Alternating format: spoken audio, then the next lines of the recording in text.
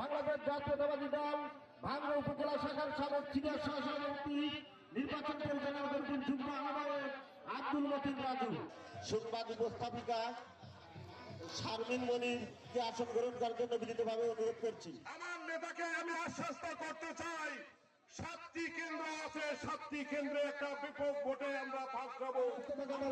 আসন গ্রহণ করার জন্য বিনীতভাবে অনুরোধ করছি।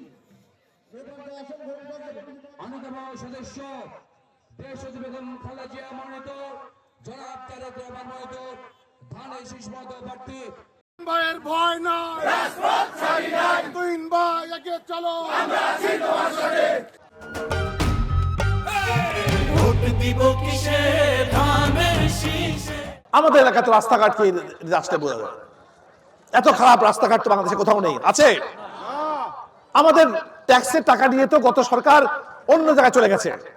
ট্যাক্সের টাকা নিয়ে উন্নতি করেছে গোপালগঞ্জে, যে গোপালগঞ্জে যেতে ঢাকা থেকে একদিন 2 দিন সময় লাগতো, এখন 2 ঘন্টা চলে যাওয়া যায়। আমাদের ট্যাক্সের টাকা আমাদের জায়গায় খরচ না করে খরচ করা হয়েছে অন্য জায়গায়, অন্য জেলাতে।